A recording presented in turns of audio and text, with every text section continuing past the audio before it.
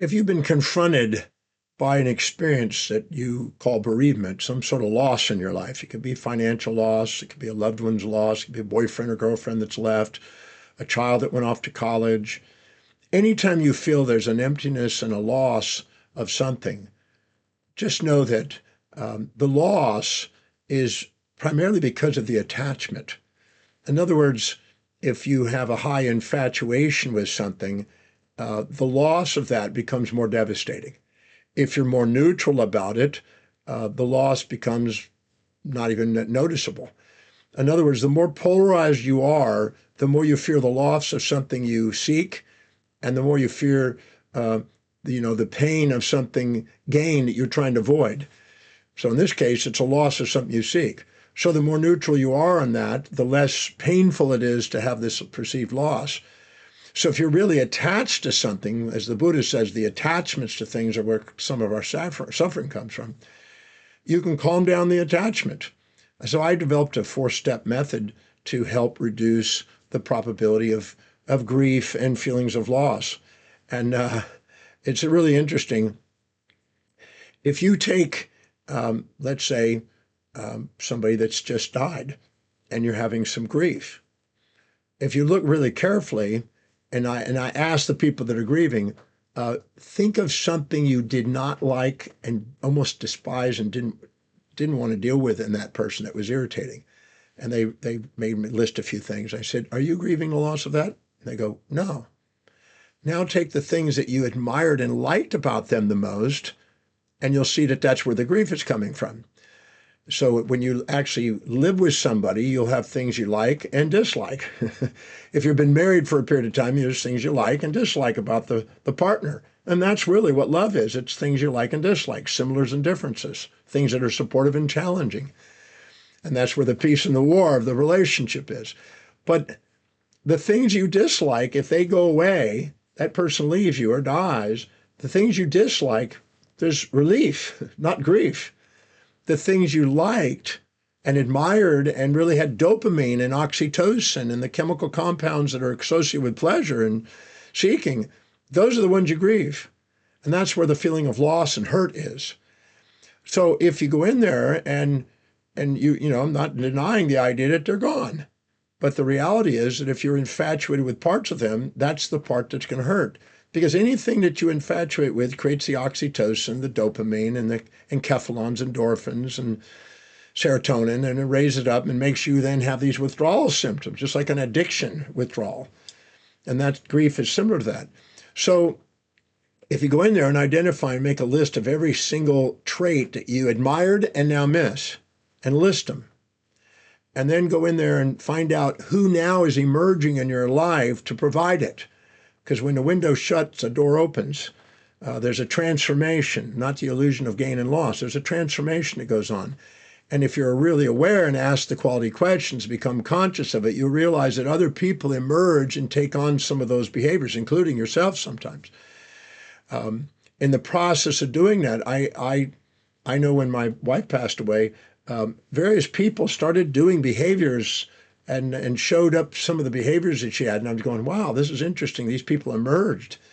If all of a sudden we find out the new form that these things are in, and then we go into the original form that we admired, usually that's because we're blind to the downsides, and go and ask what were the challenges we actually faced with the traits that we admired, and go and find out some of the downsides, not to disrespect them, not to negate them, but to break the fantasy that we created about who they were.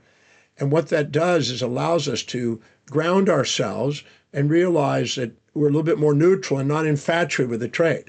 If you have an infatuation with some new person that you're dating, you're going to be frightened and jealous of somebody coming in and trying to grab them. You're going to be feeling hurt if they're gone and they don't call you because of all the infatuated chemicals. And if you resent them and they don't call you, you go, whoa, that's relief. But if you're infatuated with them, then you're going to feel grief. So if you go in there and find out what are the downsides to the traits you admired and just methodically go through there and don't make anything up, don't lie to yourself, just look. every trait has things you like. You may admire their intelligence, but then they may argue with you. You may admire their good looks, but then all the other people are after them.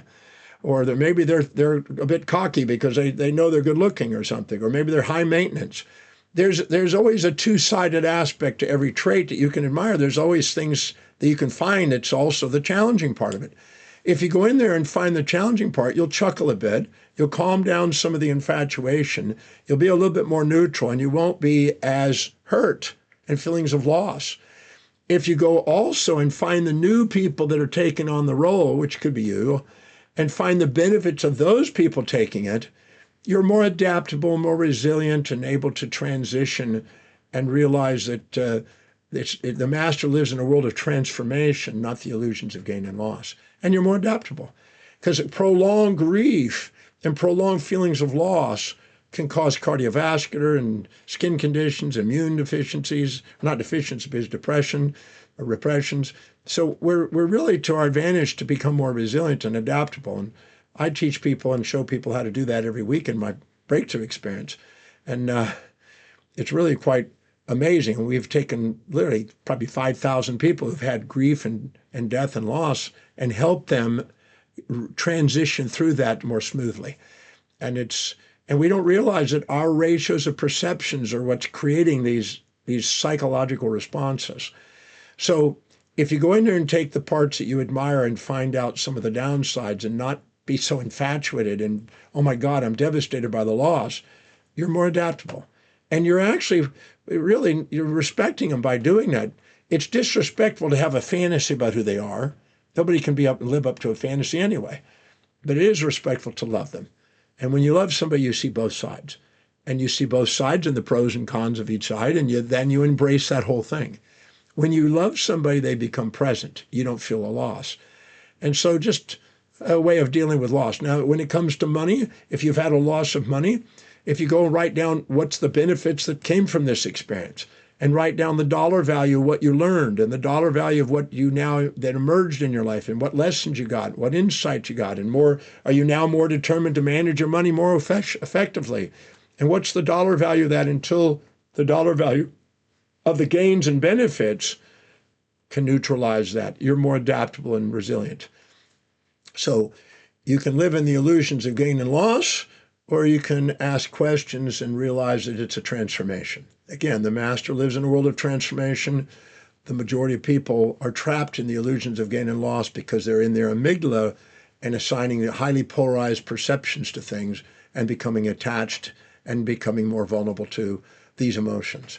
So if you take the time to find both sides of things, you liberate yourself from the perception of loss.